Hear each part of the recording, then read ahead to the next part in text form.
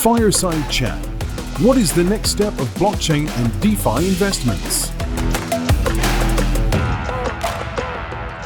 Please welcome back on stage Josef Holm, co-founder at Draper, Goren, Holm. Welcome him on stage again, and he will be interviewed. He will participate in Fireside Chat with Sam Catiella, founder at Mamino Productions. Please give them a big hand.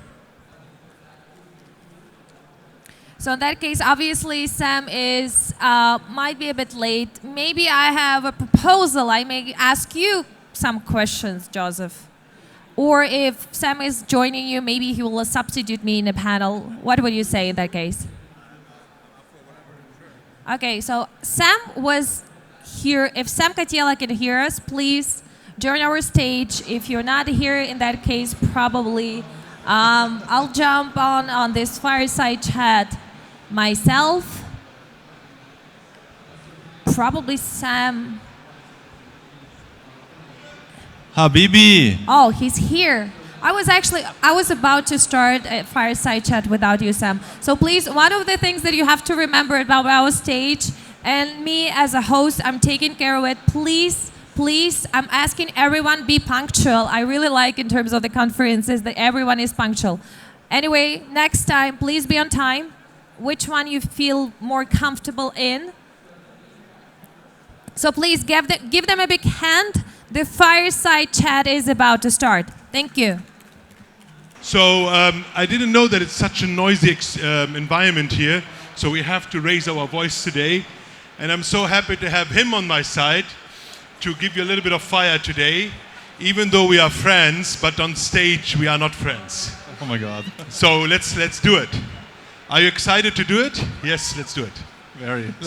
By the way, he has to be seated because he just had a little accident in the desert, flipped 5 times by 45 miles per hour and thought the dunes will carry him to the sky. And then he found out that we have a solid ground here. Yep, that's why I get to sit today. And I'm happy your wife is still smiling. You gave her a little bit of a shock. So why are we here actually? We want to talk a little bit about investments and what investments in blockchain means, but we're not going to go deep in topic because all of you know already what it's all about. But actually having Josef Holm on the sofa here, or the chair, he's one of the big players in the community, on the ecosystem, and it's a very solid brand. And when you have such a brand, Draper, Goren, Holm, I think you have a lot of responsibilities to take care of. And I think the brand didn't just come by accident and the name and the image they have, but as well by hard work, discipline, and as well how you operate your business.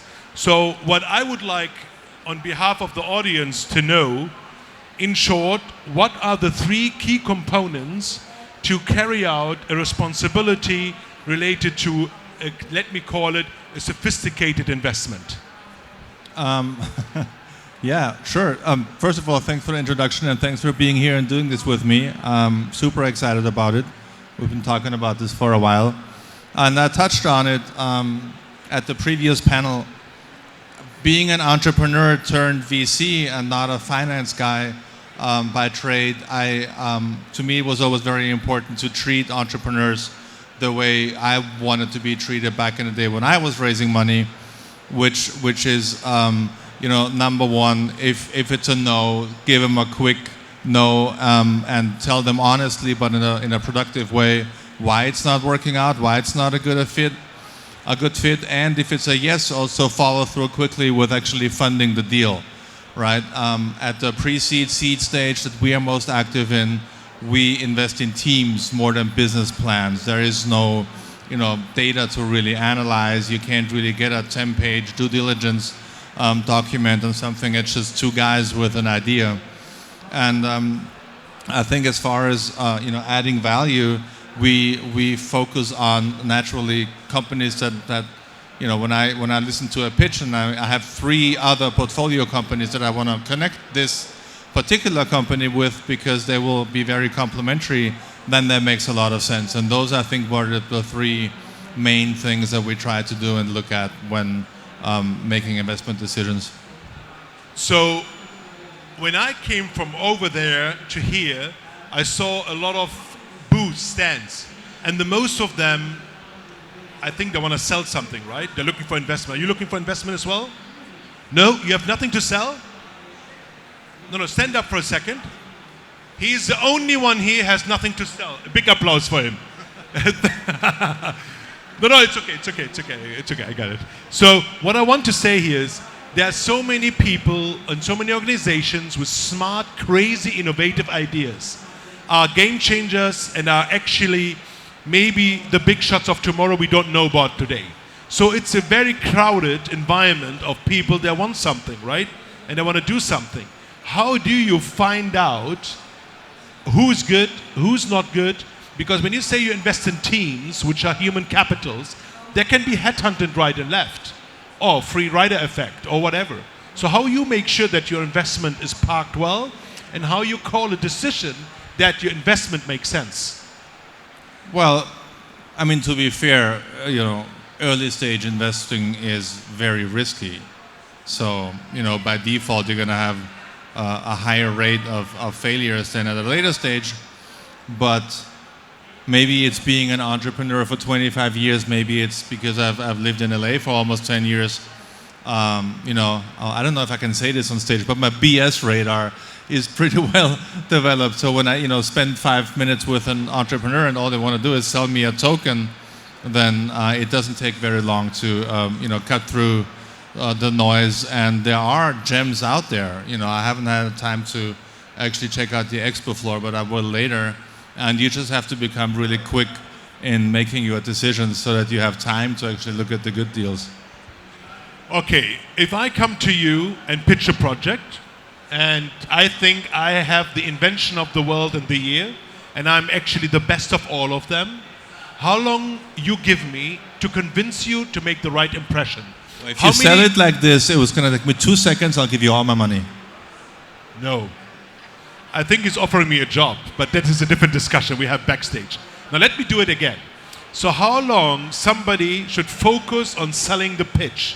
Is it an hour presentation? Is it 50 slides? Or what could you tell the young people, I see the most of them being around, what is it to convince somebody like Draper, Goren, Holm to get the respect within a first step? So most definitely don't start with the tokenomics and the token sale, because that's always a telltale sign that there isn't much meat on the bone if all they want to talk about is selling a token and how great that token is going to perform. And then somewhere in the back of the deck, there may be a slide or two on the team. They'll always focus on the idea and the team first, because every investor, if they think you have something that is worthwhile, they're going to ask for those, details anyway and all the financials. But I would say, focusing on the idea and focusing on the team, those are obviously the most two important things. Thank you. Now, what would you say out of, let me say, 10 projects you get proposed, out of your experience? You're an ex-Silicon Valley guy, by the way, right? Is it true? And you have started your career there. So out of experience and out of the current happening in the ecosystem, out of 10 projects, how many of them will make it to succeed? How many of the 10 will succeed? Well, first of all, let me say I'm not a Silicon Valley guy. I tried to raise money in Silicon Valley for a startup back in the day, so I come from the other side of the table. If from out of 100 deals we make, or that I see? Just give me an indication. I would say 1% of the deals that I see have something that makes me take a second look. So what you're saying is, out of 100 deals, 1% will succeed? And will get a second look, and then, half of that maybe gets funded. So that's not much. So how, and what would be your advice of all of these people here, what would you tell them to be one of the 1%? Or maybe one of the 20%? Well, solve a problem. It's just that, the worst is are those projects that just launch a token because it's the thing to do now, or NFTs with ridiculous use cases or no use cases at all. there has to be a reason for your project to exist, right? You can't just ask for money because you think the token will go up if the right names are on the cap table or are token holders. So, I mean, you know, a pretty fair test and easy to do test is to be honest with yourself and ask if you would invest in your own idea if you weren't you, right? That often, you know, takes care of the problem. But that's pretty much, you know, that's the main thing. Well, let me ask a question. Can everybody hear me well? How many of you work for an organization or work for a company? They are looking for investments or looking for funding. How many of you? Just raise your hand. Don't be shy about it. Don't worry. So we have 1, 2, 3, 4, All right. 5, 6, 7, 8. So that's around 10 people. So 8 of them gonna fail. Is this the ratio? Present people excluded. I don't know. No. I just want to put it in They perspective. will all be successful. So I means success is a definition of what comes out of it at the end of the day. So what I want to say is that the people have now a chance to impress people like you, but they need to put in consideration that they wouldn't go the long way as they wish to go. Yeah, I mean, you know, it's if you really believe in it, and you're going down that path, and you stop everything else you're doing, and you have a well-paid job, and you quit that, and you follow your dreams. Any investor wants to see that, right? No investor wants to hear, oh, I have a day job, but this is my hobby, and it's going to be a unicorn. And once I raise money, then I will quit my job, right? Like, why would any investor take full risk on you while you still have a day job? You know, it's just things like that. That you know make it very easy to differentiate between the ones that are in it to win it and the ones who just want to, you know, become an entrepreneur because it's the hip thing. So let's summarize it a little bit. People like you, organizations like yours, established ones, have actually more headache to deploy investments than actually the companies that are looking for investments to find investments. Is this today the situation we have? You mean, are you talking about the co-investments? Yeah. I mean, look, for us as a fund, we don't charge any fees or anything on co-investments. We're so ecosystem focused that all of our LPs are handpicked as well. So when we have a new deal and we tell our LPs about it, then typically a round is funded from within our circle. We don't even have to take it anywhere because, you know, obviously they're, you know, an LP in our fund. They trust our judgment, so that's a very good thing to have. Okay, so there's a gentleman, you with a yellow shirt, right? Where are you from? You're from Dubai? You really look like that. Okay, where are you from originally? Australia? Lithuania. These guys are rock and roll, there are a lot of them here.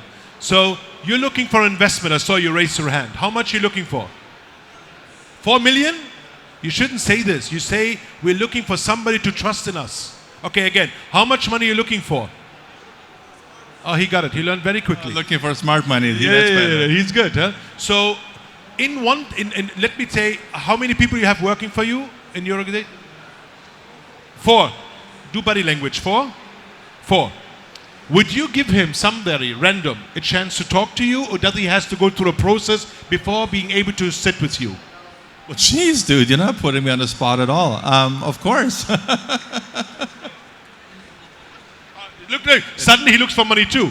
No. It's only him now. You didn't raise your hand before. You did? Okay, we talk later. I talk to people all day long, every day, so this is nothing new. So, but he's saying he's approachable. Are you having your deck ready? Do you have a proper presentation ready? Where on your mobile phone? I can't believe this guy is rock Always and roll. ready. I like it. So, I will ask you later another question. Maybe you have a chance of 5 minutes. If you're good, you give you 10 minutes. Deal? 5%. So what I want to say is, you know, we have a room full of people that are looking for investment. And we know that a lot of them maybe scam or have a wrong concept, have the wrong partners, have the wrong, let me say, corporations they're going with, or maybe have somebody in the team who's not, let me say, legit or whatever. What is your first 3 steps of making sure that you're speaking with the right potential investment? Well, I mean, motive is a big thing, right? Try to figure out, is someone just trying to build the next unicorn, and they want to call themselves the next Zuckerberg or something, right? That's not the right reason. The right reason would be, someone who, like I said before, quit his job, is living off his credit card in his mom's basement to build, the next big thing, and doesn't have a flashy office trying to come across as something that they're not yet. People who do a lot of reality checks and know where they are and are willing to put in the hard work. Because, I mean, anyone who wants to become an entrepreneur is just crazy. It's lonely, it's hard work, it's 24/7.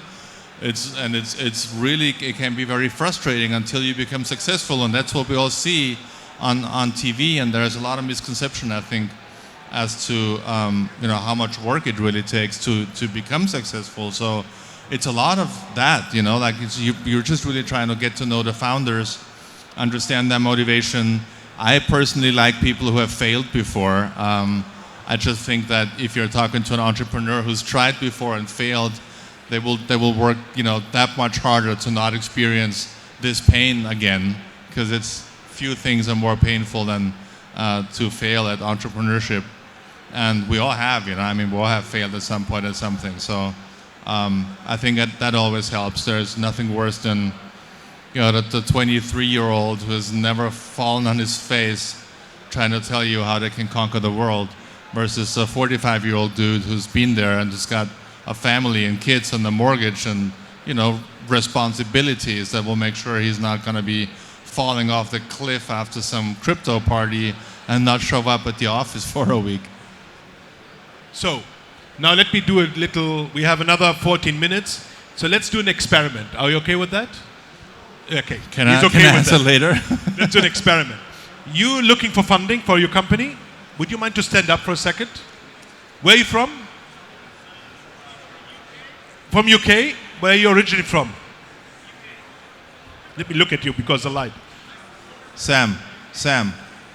Okay, then you come closer a little bit. Brother. Can you not hear me? It's on. No, I don't know. No, then it's that's dangerous. You don't want to do that. So you're looking for investment as well. You said $4 million. How much are you looking for? Smart money to scale. This guy is sophisticated. Anybody else looking? A gentleman with the condo. Yeah, no, the next one. Are you the same company? Are you looking for funding as well? You have it already. Okay, you stand up as well. How much are you looking for? Show me the hand. 3 million. Oh my God, nobody talks in dirhams. Everybody wants dollars. Okay, so we have 3 people this will now. End badly. I know. We have 3 people now. No, I said 3, not 4. So it's weird. So we have 1, 2, 3. Okay, so he comes from UK. You're based in Dubai. You come from Lithuania. You're based in Dubai. And you come from where? You're based in Dubai. So we have 3 companies based in Dubai. You know the Dubai rules, by the way, how it works here? Just say yes. Okay, otherwise you might be in deep shit today. So, now, what would you say to these 3 people to give you, let me say, a 5-minute pitch, and what should they really look at it, and what should they take care of? So what are let me say, okay, you get a chance to meet him. What is it what you advise him to be able to meet you later? In short. In just 5 minutes? You just have to be able to summarize your project. Like in the first, you catch someone's attention. Like I'm like major ADD, right? Like if someone takes like 3 minutes to just tell me about his little project and what it is and why it's useful, then it's too long. That needs to be happening in 30 seconds, 60 max, like elevator pitch. That's why they call it that. And start with the value the value proposition, and not the token sale or the raise, because that comes naturally anyway. Once you have a longer conversation. How old are you? 20 what? 26. 26. And you? He got it. 24. No, 27. 25. And you are? He's 48. 48, all right. 48 in a nice, lovely suit. He went through the whole shit of his life and he made it up and still smiling. Young gentlemen have been promised heaven on earth and trying his best to make it happen. He looked the whole day Bloomberg and thought with a suit he could make it. So who's the first one to get a meeting with you? Yeah. They're all three gentlemen will get a meeting with me. This is Draper Goren Holm, ladies and gentlemen. You know, you see what I love it. Okay, now let's go back to business. So if you would get later 5 minutes with him. So now get me the microphone. How many minutes we have? 11 minutes. Okay. So tell me now, in one sentence, what you do. One sentence, not a pitch. Say it. What one sentence, what you do. What the company does. Okay. Yeah. One sentence. We It's okay. Yeah. We're the world's first halal crypto for the $3 trillion Islamic finance ecosystem. Now it's him. No, give it to him, the microphone. Don't take it away. And you? Hi.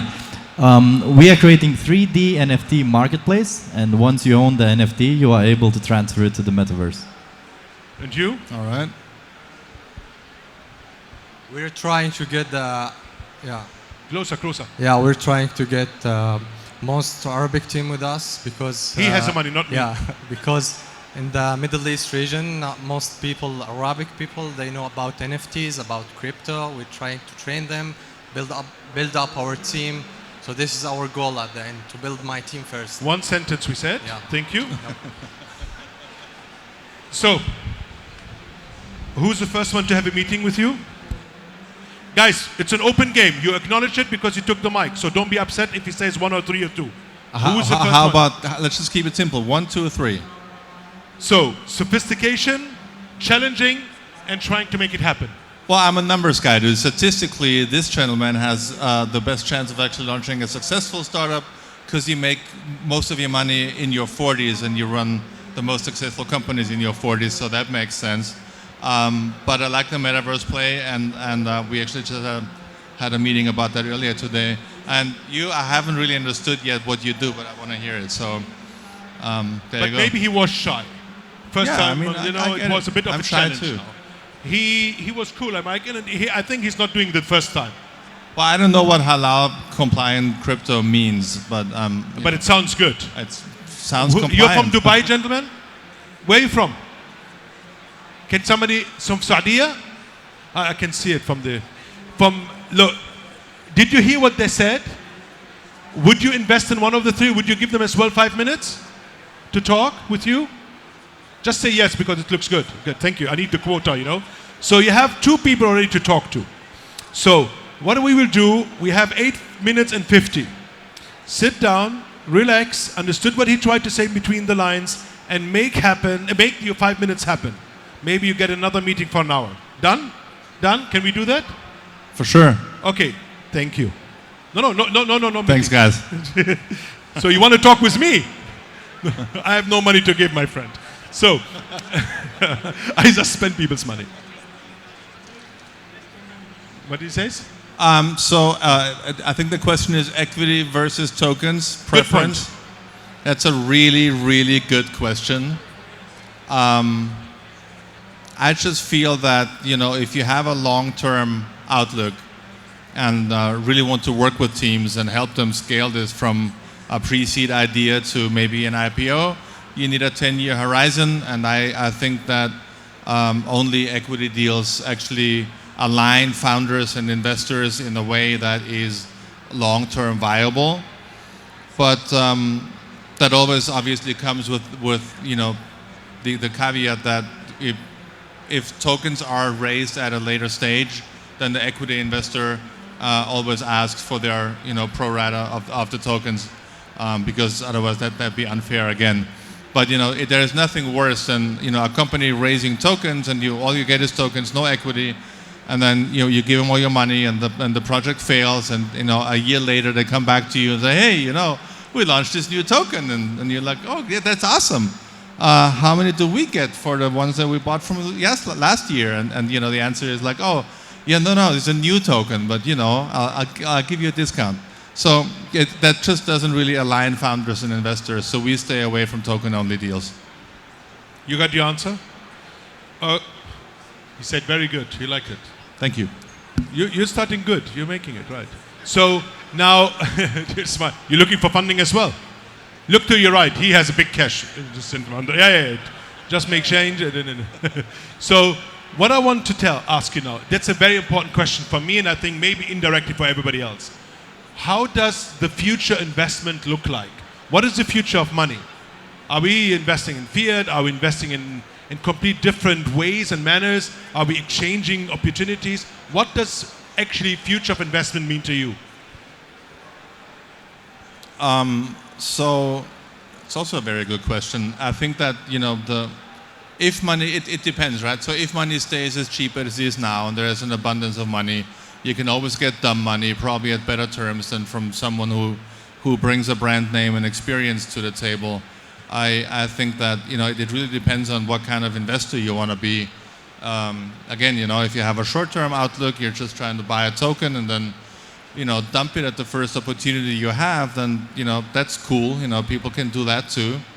But I think the real value that's being created globally and that actually, affects people in the positive way are companies that employ people that, spend money in a community and the tide that lifts all boats. So for us, it's always going to be, that story of two founders or, three founders, whatever, and an idea and helping them super early on to scale that and then later see them.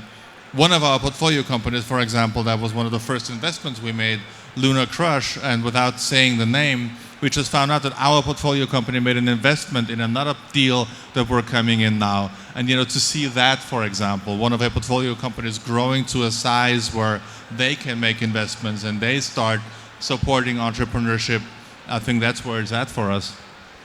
Okay, now there's a lot of, we are being in an area of on the planet where in the Middle East, governments, subsidiaries of the governments, they have a lot of big funds where they invest into complete different projects. And so can you tell us a little bit about the appetites of these organizations like Mubadala, like ADQ, like Public Investment Fund from Saudi Arabia? There are a lot of investment funds here surrounding us, as well the Dubai Investment Fund, and so on and so on. How are they looking into our market? Because I feel so far they set up the big funds. A couple of them have announced them, but did they deploy? And are they deploying directly, or are they using like companies like yours to joint venture to make a smart deployment of investment? I knew you were going to bring this up. I can't talk about it. Let me just say this. So we're working very closely with the government, both here in Dubai, but also in Abu Dhabi, and all the big firms, without naming any one of them, on a very big venture fund that will come online very soon. What I will say is that the UAE, Dubai is always kind of like a little bit ahead of the curve and more aggressive, and I really like that.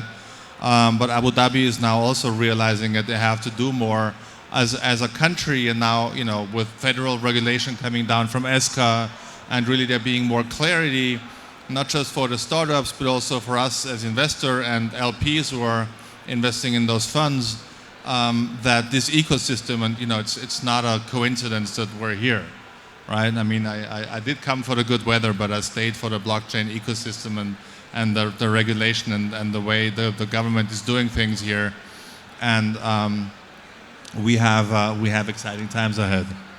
Thank you. So now we are here in Dubai. There are so many events taking place related to our ecosystem, and a lot of companies are coming here to be licensed in the UAE.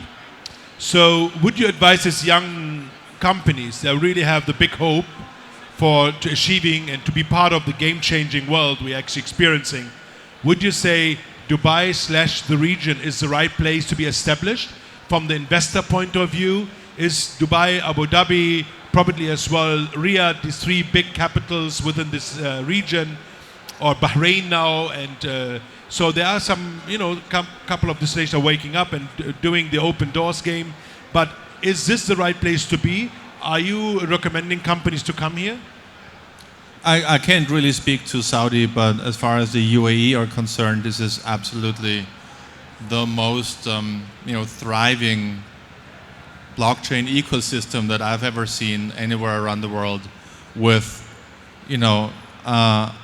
let's just call it a much more efficient and effective governance system. So, when the top of the government decides something here, it's just being implemented, and that's the end of the discussion. There is no Congress, no lobbyists, no people trying to, prevent things from happening in the last minute. So if this support continues to be strong and as focused, and if the regulation continue to be as light touch and sensible as they have been, both again in Dubai and in Abu Dhabi, I don't think there is much stopping this market. So let's summarize the session. We have a minute to go. So you clearly said Dubai, let's start backwards, UAE, the region is the right place to be for companies to be established. You introduced us your kind of vision of how to do the right investments, / how to actually respect companies like yours, and as well the strategy of how to position themselves. Last question, and before the MC will kick us off the stage, I have 35 seconds to go and we will make use of it. Draper, Goren, Holm, in one sentence, what does your brand stands for? Smart money. Thank you very much. Ladies and gentlemen, Josef Holm from Draper, Goren, Holm. My name is Sam Katila. Thank you for being here. And the three gentlemen, you have 5 minutes each. Maybe you should just give your business card, the 1 minute you introduce yourself, and then maybe hope for the meeting to get, but I'm sure you will do it. Thank you very much and have a blessed day.